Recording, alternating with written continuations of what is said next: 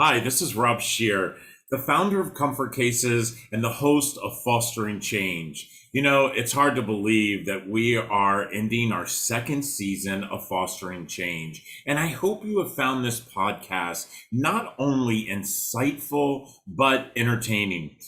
We've covered important issues regarding the foster care system, parenting, family issues, and so much more.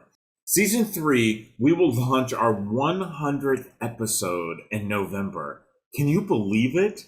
In the meantime, I'd like to share some of the highlights from the past season. I went through and I listened to quite a few of the episodes, and I've chosen a couple that I think we all should listen to again. One of them is to my amazing friend, Rita Soronen, the president and CEO of the Dave Thomas Foundation. What a good human. What so many amazing things that their foundation is doing.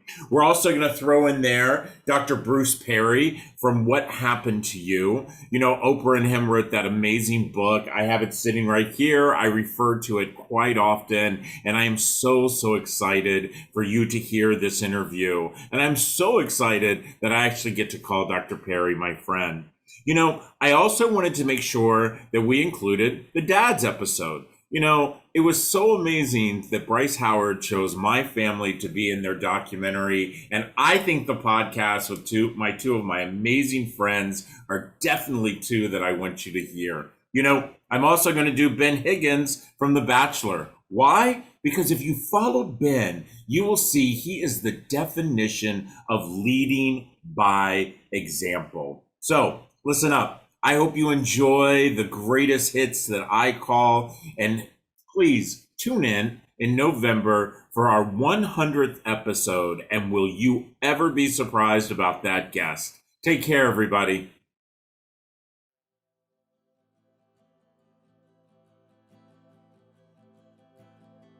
Our foster care system is shattered.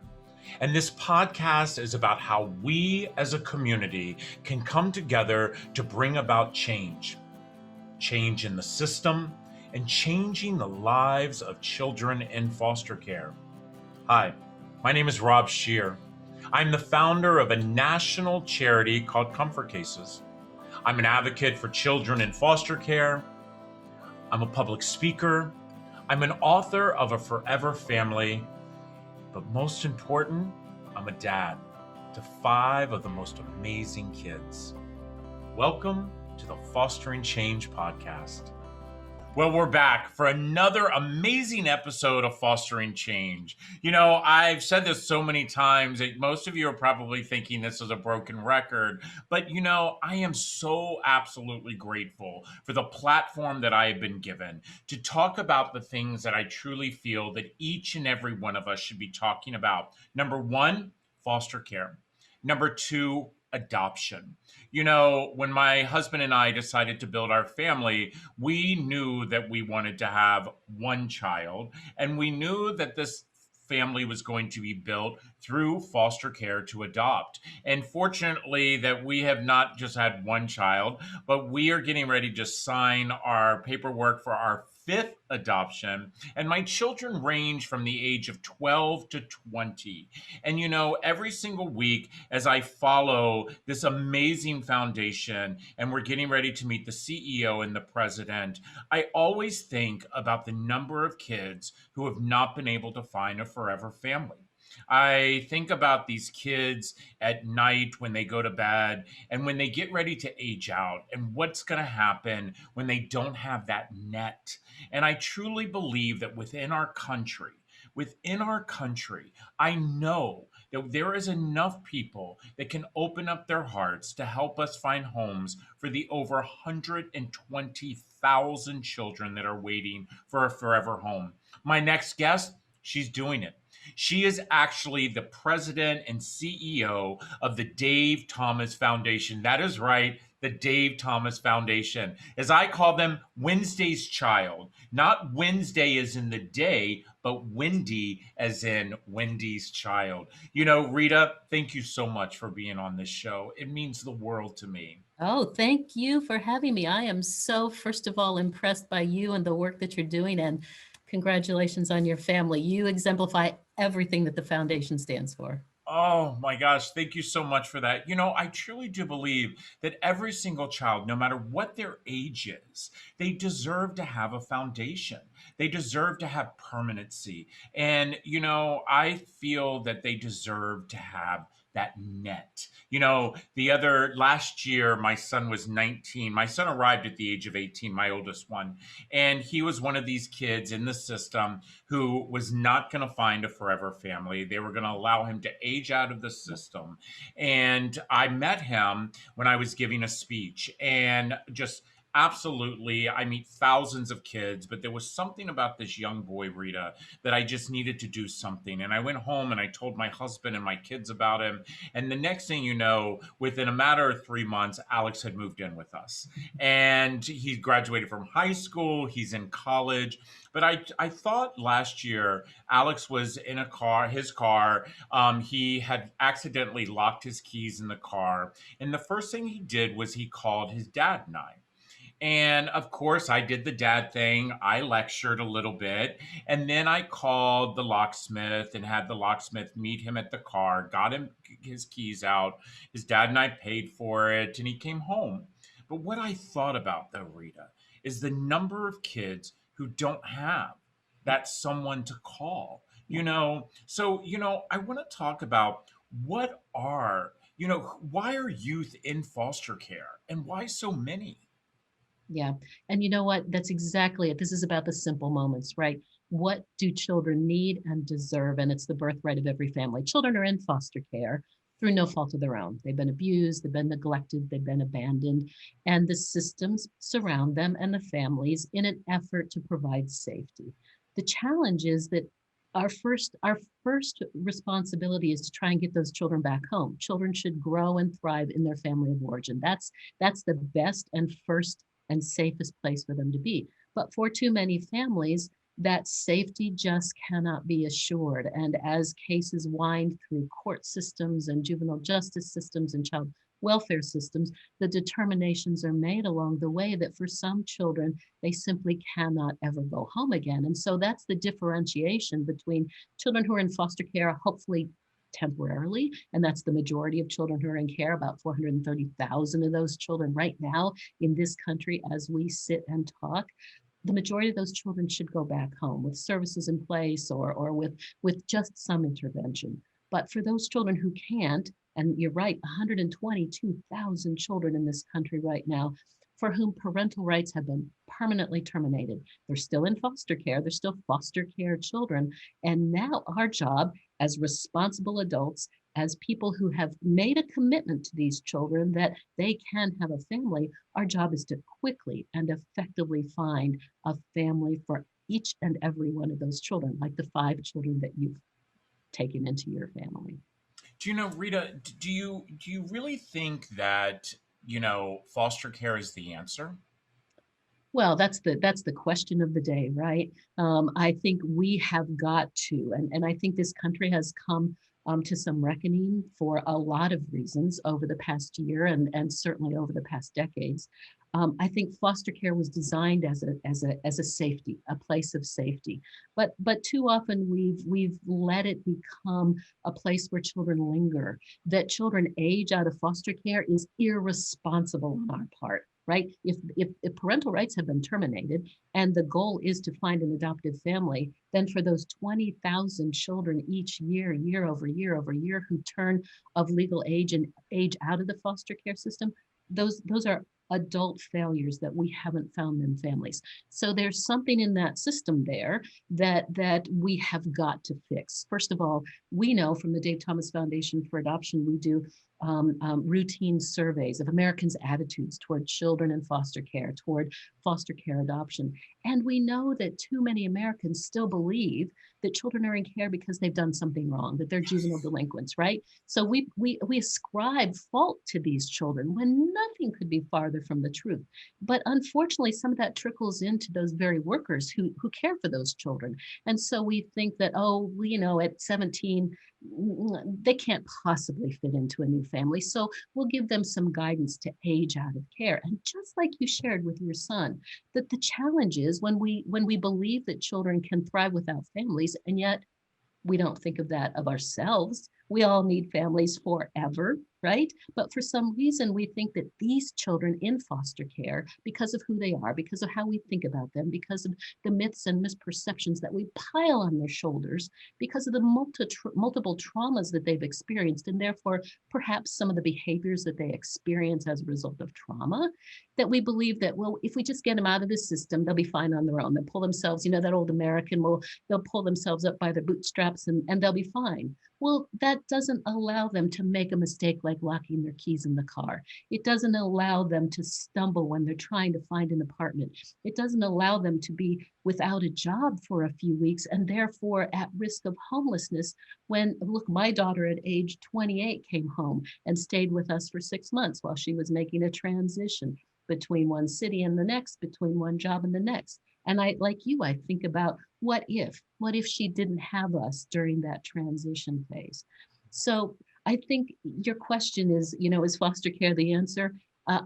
Until we come up with something better right now, it's the safety answer, Right. but it should not be the permanent answer. It shouldn't be the additional trauma answer. It shouldn't be the myth and misperceptions that we pile on our children answer at all. And I agree with you. I mean, I was a banker for 27 years and I sat behind a desk as an executive and I worried about my bank and I had an office East Coast, West Coast. I never once thought about, really trying to talk to people about foster care. But now as a public speaker, I think it is so important that we have to talk about the myths, the fact that we must understand that these kids come into a system because of a choice someone else made, Yes. a choice that someone else made, and then we bring them into a system, we save them, and what I see so many times, which I can't seem to grasp my mind around, is that we save them, but when they start getting older, we just say, okay, we're not gonna be there for you. And I feel, no matter what, I mean, you look at your daughter who was in her mid 20s, she needed her parents. And, I think of my children that whether they're 30s or they're 35, I mean, we all need Yes. someone within our life. And I truly do think that there are two things, and this is my opinion, that I think we could do immediately in our foster care system. Number one, we must do a better job trying to find permanency connection Yes. for these children. And that first permanent connection that we need to find is through some type of relative. Yep. And then we must support that relative no different than we support a foster family. If we're able to give a stipend to a foster parent, we need to give that stipend to kinship, and I think that that is so, so important. And then the second thing for me is that I feel that we have to set these children up for financial success. And that means if we're going to allow 20,000 kids to age out, we're not going to write them a $500 check and say, be on with yourself. What we're going to do is from the time they enter foster care, we take some of that stipend, we put it in an interest bearing savings account. So when they do age out, and I'm not saying write them, I could imagine if I wrote my 20-year-old a big old check, what he would do. I'm saying give them a net. Yeah. First month's rent, that emergency, lock your keys in the car, give them those opportunities. Do you think that within our lifetime we'll see those type of changes? I think so. I think there are many more advocates now like you that are speaking out, that are talking to policymakers, that are highlighting this issue. Look, it's not been that long that adoption hasn't been a secret, over their issue. These are someone else's children, right? Our founder, Dave Thomas, said these children are not someone else's responsibility, they're our responsibility. But that's a new notion, a relatively new notion. They're not too old, too damaged, too dangerous. They're not scary people. They're not children who are without the right to have a family. And so, yes, I think, and I think it's been accelerated this year with the emphasis on racial inequity and social justice. The child welfare system is being scrutinized as well. So I think I think we're ripe for change and ripe for those policy changes. I'm completely aligned with exactly what you said about how we can support. And family has to be that first default. We should place children in their families, in their communities, where they can self-identify in the way that they were born to self-identify. It's only after we can't find those, or nothing like that works, that then we can go to that older notion of sort of stranger foster care, stranger adoption. Yeah, and I agree with you. I think so many times though we're not investing. And again, I think when you invest in a child, you invest in our future. Yes, And you know, as your founder, as Dave Thomas said, I say that quite often. These kids are not mine. They're not yours. They're our children. And if we don't invest in them, by the way, don't want to invest in them, that's fine. Guess what? Tomorrow you will invest in yeah, them, because the absolutely. only thing that we're doing is we're graduating them from foster care to a penitentiary. And that's where we have to stop. The notion that we set the bar so low for these children that, you know, only 54% of them actually graduate from high school. If that happened in your school district or my school district, you know, you and I would be picketing left Exactly. and right, you know. But I do think that we have to invest in trying to find immediate family members, and then we must support the family, because you know you made the comment about, you know, the inequity justice of, you know, I see so many times throughout the country is that, you know, we find being poor a reason to take a child. Exactly. You know, we find the fact that, you know, and I've never shared this. I'm sharing this with you for the first time. I have a son who, you know, came through us through care. As we know, kids have a lot of trauma. My son, you know, at a moment chose to run away, but because of the town that I lived in, the police saw him, got him, brought him back to my front door, and said, "You know what? Here's your baby, because he's still my baby, no matter how old he is. You need to deal with, you know, what's going on." I'm telling you, if my skin color was of black, Yeah. and you picked up my black son, you would have taken him away, and then I was a bad parent. And I Yeah. see that happening a lot. Do you see that as well throughout the country with what your foundation deals with? We do. We know that the child welfare system still suffers from an overrepresentation of Black children in the child welfare system. It's not because Black parents are worse than white parents. It's because the very people charged with looking at these children and assessing whether or not they should come into the system come with their own internal set of who's a viable family, who's a you know, their own set of racial images and racism, perhaps. And so that's part of this hard work that we have got to do, is address this racial inequity in all of the systems, certainly, and certainly in the child welfare system. You know, the Dave Thomas Foundation for Adoption is going through a year-long, really deep exercise on not only who are we as an organization. This isn't just about what do we look like, but it's about how do we impact these very systems that surround the children we serve. And so we're making sure that we're not part of the problem, part of the continuing problem, and not recognizing that we are. It's a lot of work, but we have got to do this. We absolutely have to do this. Look, I know there's study after study that says when you lift families out of poverty, you reduce the number of children coming into care, not because by default that families that are in a poverty situation are bad parents. They simply don't have the resources to surround them to adequately at times care for their children. So lots that needs to be done in this country. And at the core of it, Rob, is that we have to fervently believe that family is the core of the community. Family is the core of society, and we have to support family. And to do that, they have to have economic resources, they have to have healthcare resources, they have to be food secure, they have to be home secure. And those are hefty conversations that we seem to stumble over in this country year after year after year. Yeah, I agree. I agree with you. I agree that if you support the family, we will see a less number of kids coming into the system. And again, I understand. I mean, I have two of my children. There was no way that they could have ever gone back to their Sure. birth parents. The abuse was just Yes. beyond what you could imagine. And I get it. And we need foster care for that particular reason. We're going to take a quick break here, Rita, and I can't wait to continue this conversation. Listen, everybody, I am so excited that today we have the CEO and the president of the Dave Thomas Foundation for Adoption.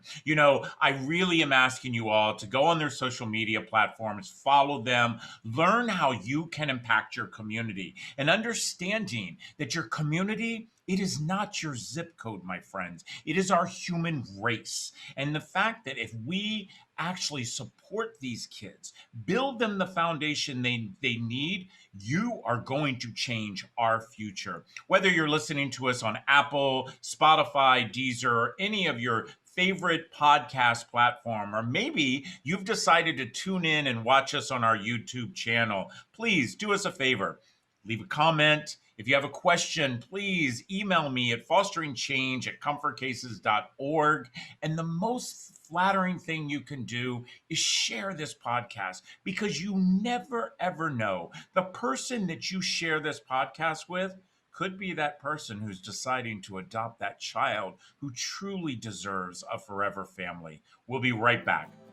This episode of Fostering Change is sponsored by Comfort Cases, a national nonprofit that is inspiring our communities to bring dignity and hope to youth in foster care.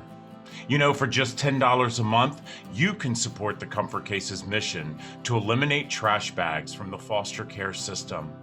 For every $10 donated, a Comfort XL duffel bag will be given to a child entering foster care. Please help us be part of the change. Go to comfortcases.org and see how you can help a child entering our foster care system.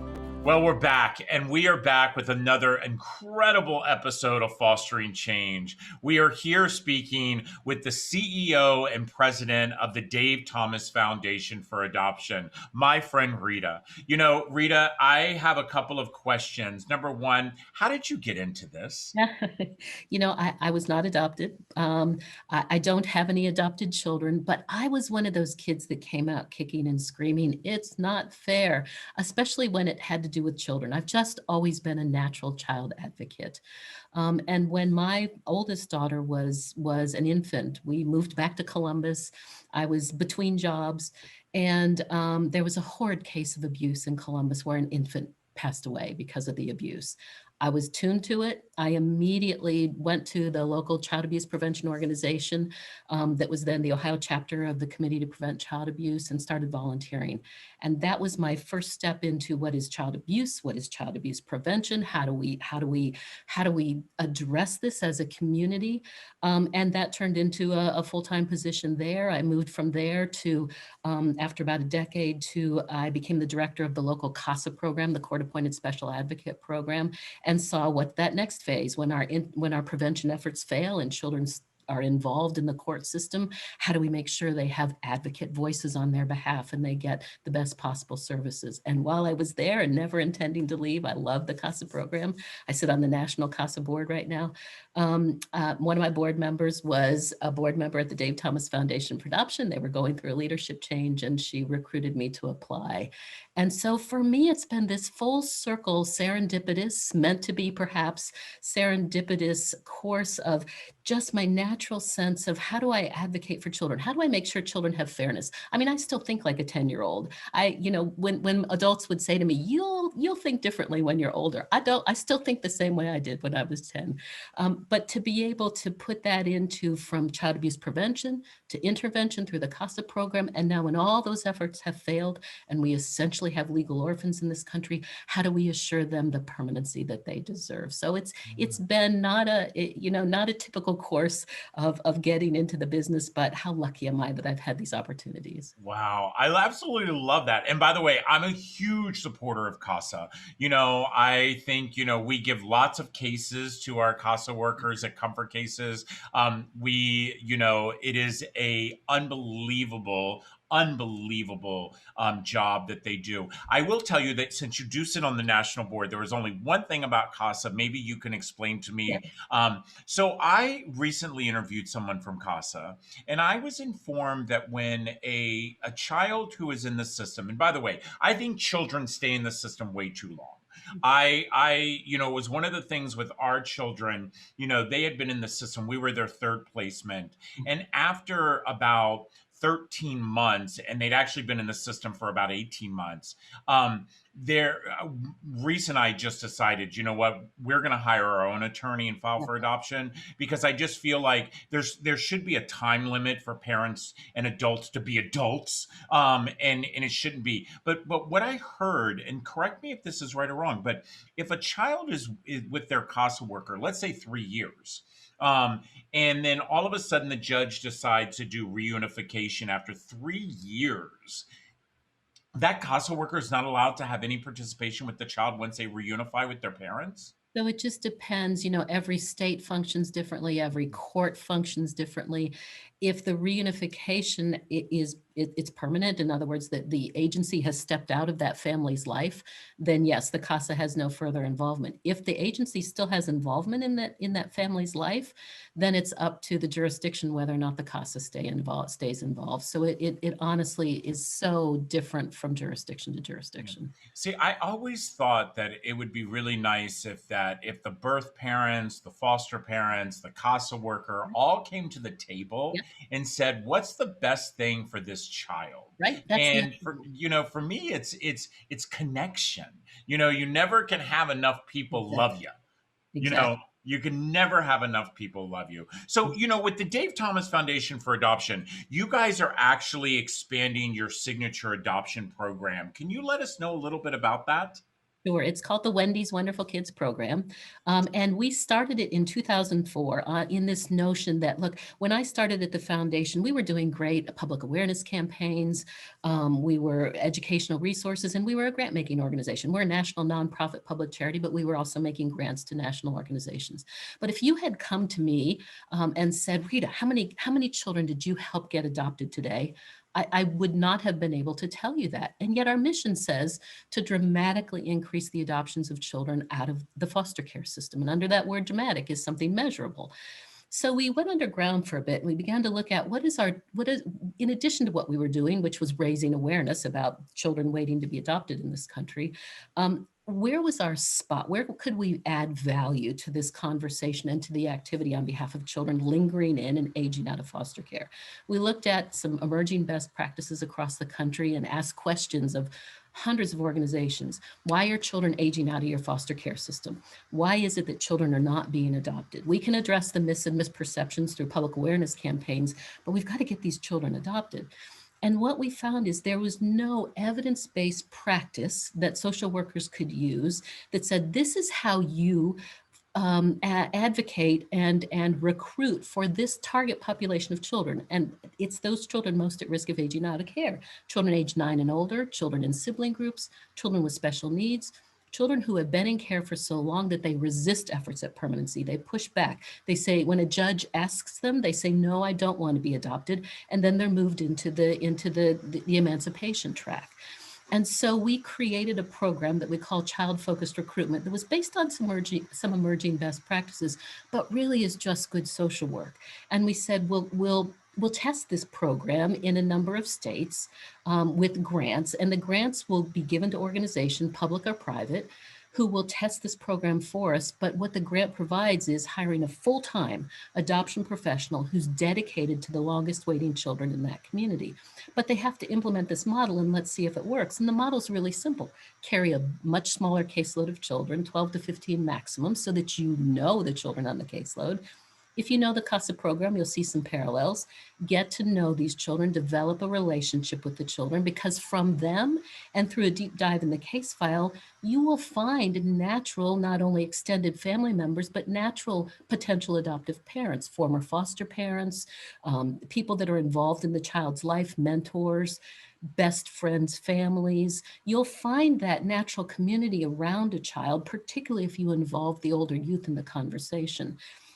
and then get to know everyone on the child's caseload, all of the professionals, so that you have a solid picture. And we work now with Connect Our Kids. I know you've had Connect Our Kids on your show as well. Certainly use those tools that help discover where are the extended family members, where are the extended connections in this child's life, and then start making some matches. And so we tested it in 7 pilot sites in 2004.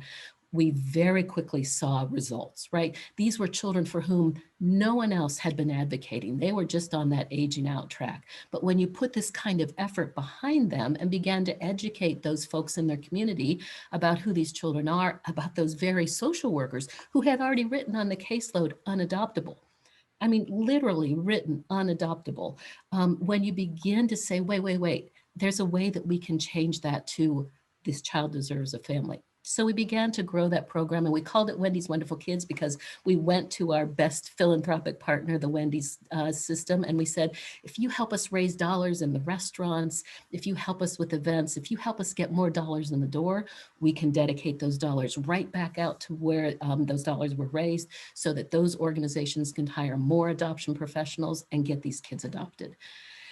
So by about 2007, we had a footprint in all 50 states, but that means 1 or 2 recruiters in a state like California or Texas, where there are literally thousands of children that could benefit from this service.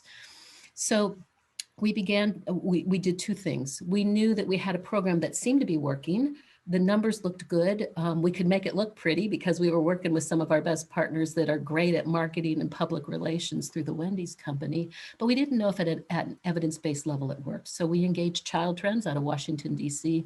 to do a 5-year randomized controlled trial evaluation of the Wendy's Wonderful Kids model. It's a child-focused recruitment model is what we call it. Wendy's Wonderful Kids is the brand. And compared against business as usual in the same organization, in the same jurisdiction. And what we found after 5 years is that on average, a child served by Wendy's Wonderful Kids is about 1.5 times more likely to be adopted. Wow. But counterintuitively, the older a child is, the more likely they are to be adopted. So up to 3 times more likely to be adopted. In other words, we had the evidence that said this program works. We've got a footprint in all 50 states.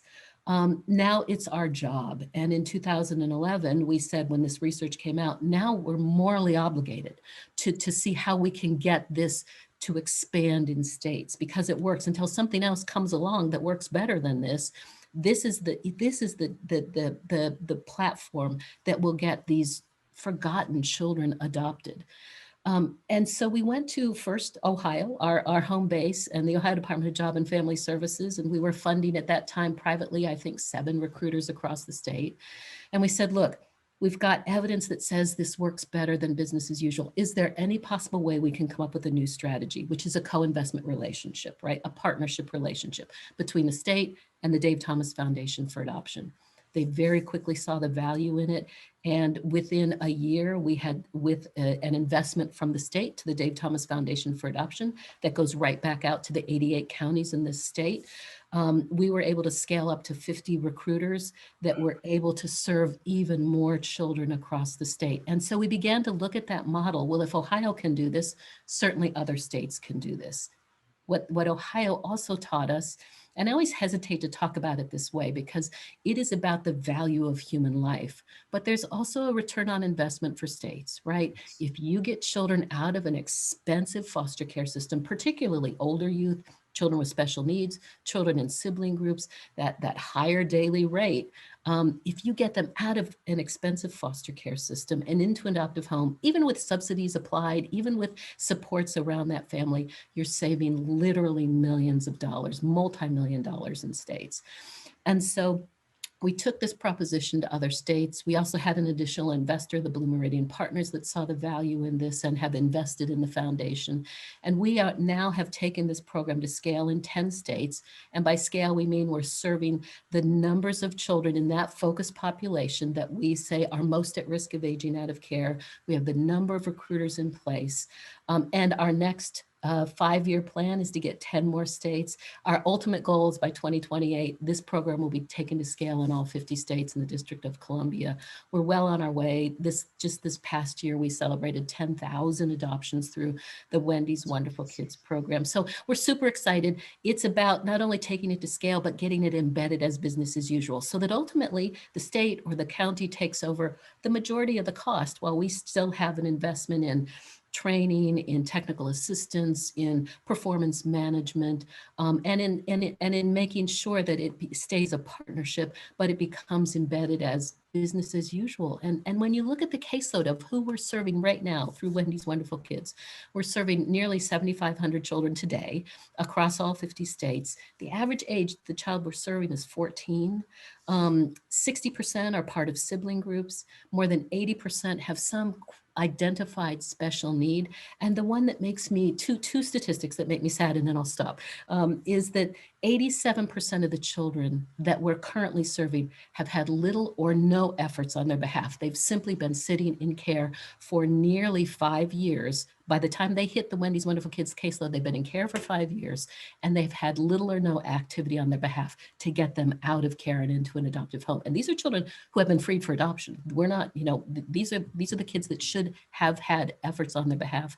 And 22% have already had a failed or disrupted placement. So we feel really good about it, but we still have to continue to look at exactly what you talked about earlier. What are the policies that surround these children? What are the practices that surround these children that still create barriers to permanency? And so we're trying to address all of those issues while we raise awareness and get these kids adopted. Wow, that is just beyond unbelievable. Those numbers, this is what I don't understand though, is that you've shown that the model works, and by the way, works better than any model that's out there. Okay, and again, anybody who's listening and you have a better model, please share it with us because I haven't heard about any of them. And what I don't understand though, and this is something that I've been trying to figure out throughout the years, is all of the states and counties, they all work so different. When are we going to have, and again, I'm not a big government guy, but I mean, when are we going to have the government come in and say, guys, this is what we need to implement? We're a $3 billion industry of child welfare, and if we're showing that this model works, and and again, as much as we hate to say, it is all about funding. Yep. It is all about funding. It's like I just don't understand why they don't implement this throughout the whole entire country. Yeah, and that's been part of our charge and part of our learnings too. We started this major expansion in 2017, so it's been a relatively new effort for us to make sure internally we're built up enough to be able to advocate at different state levels, but also advocate at the federal level. So we've had really good relationships at across political lines about permanency for children. It's not a political, it shouldn't never be a political issue. It's not a political issue. But we're getting a little bit more mature about how do we address this from the top down and the bottom up, understanding and respecting, the challenges that exist between the borders of Michigan and Ohio, between the borders of, California and states. So understanding all of those differences, challenges, respecting them, but finding where can we speak a common language, and where can we have perhaps a federal overlay that still respects states and drives a successful program for children and families. Yeah, success. You talk about using apps right now to connect kids. I just recently, for Christmas, my husband surprised me and had a DNA test kit given to me. Mind you, as a kid who grew up in the system, a kid who aged out of the system, a kid who never found permanency, I was a little hesitant about doing that test. But when I did that test, what I found out was that I had a brother and sister that were a lot older than me that I knew nothing about. And I thought to myself, when I was a kid and I was floundering and when I was homeless at 18, gosh, if I only knew that I had some kin out there. And then I found that I had like hundreds and hundreds of cousins, and I was just always thinking, gosh, if only. And so I love the fact that you guys are using application for that, because I do believe that there are so many times family members, they just don't know. No, You exactly. know, they don't know that Johnny is floundering in a foster care system. They just, they're so disconnected from the family, that they don't know.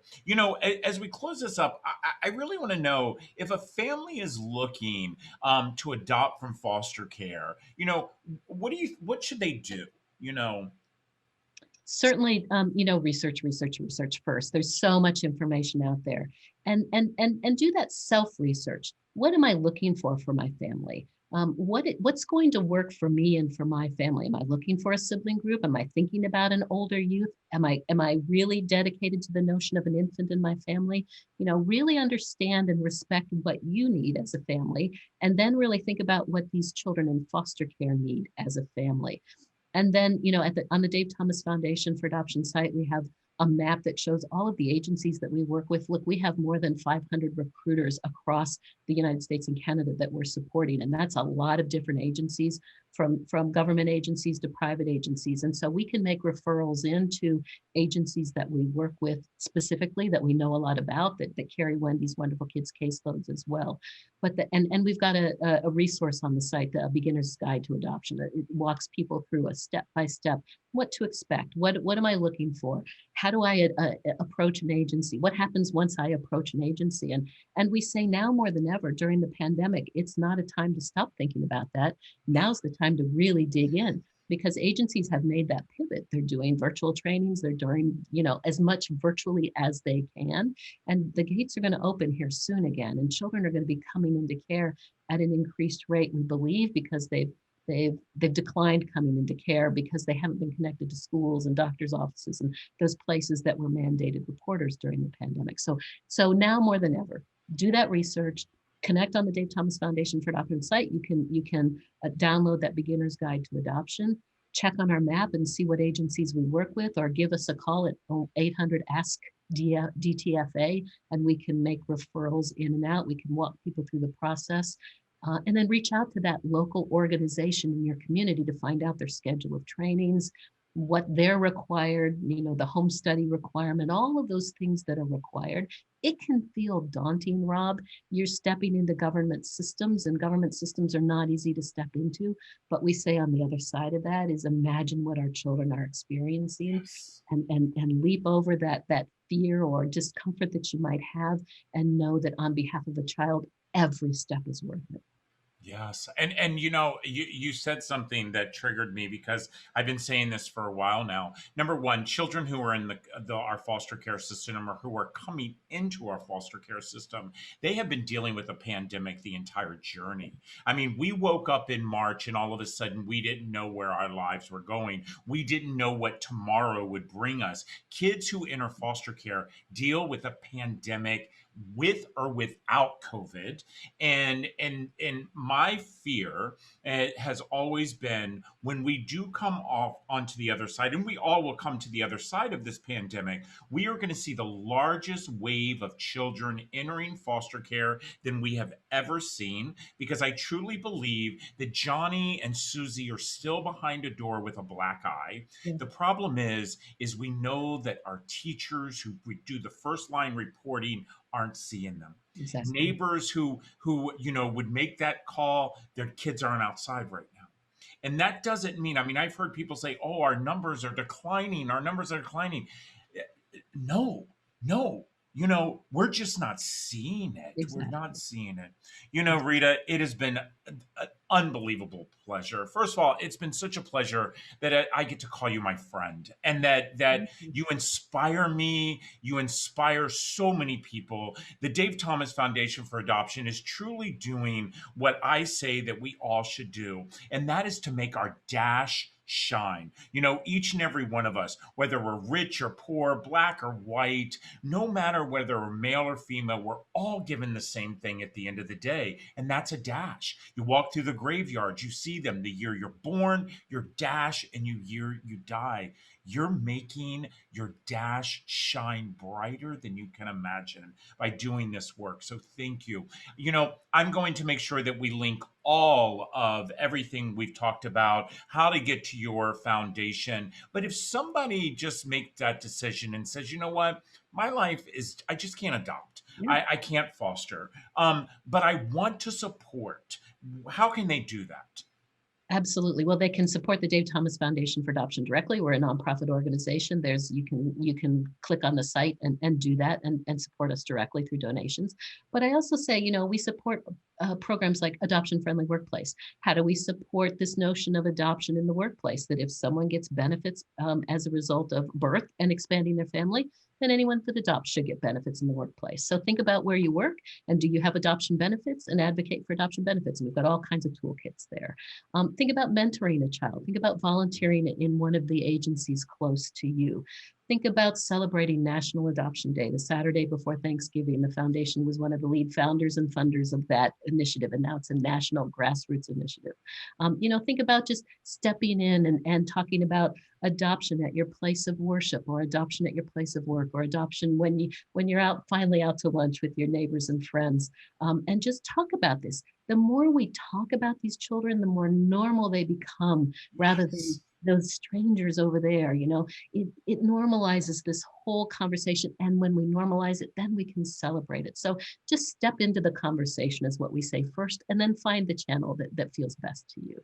I love that. And you were so right. We must talk about it, because that's how change comes about. Change comes about when people talk about it. Well, listen, whether you're listening to us from Apple or Spotify or Deezer or any of your platforms that you love to listen to your podcast, I hope that you got as inspired as I did. Reese and I have said this from the very beginning of our journey. When Amaya arrived and Makai arrived, and then 3 months later, Tristan and Grayson arrived, and little would we know that 10 years later, Alex arrived. Guess what? We know that there will be another child that will arrive in our home. We know that because we know that we're here to be doers. And each and every one of us can do. Whether you are mentoring, whether you are volunteering, whether you are just talking, as my friend Rita said, we have to normalize this. Because understand, kids come in foster care because of choices other people made. Let's make the right choice. Let's make the choice of being good humans. Take care, everybody. I would like to thank all of you for listening to the Fostering Change podcast. You can subscribe on all of your favorite podcast streaming platforms, including Spotify, iHeartRadio, Apple Podcasts, and Google Podcasts. Make sure you follow Comfort Cases on Facebook, Instagram, LinkedIn, YouTube, and Twitter at Comfort Cases. Check out the Fostering Change blog at comfortcases.org. And I know some of you have a question, and I know some of you would love to be a guest. Please personally reach out to me at fosteringchange@comfortcases.org. That's fosteringchange@comfortcases.org. Then do me a big favor. Please help spread the word. Share this podcast. Share it with your friends and your family. Remember, I say this quite often, we're all part of the same community. And that community, it's not our zip code, but our human race. Let's all make a difference.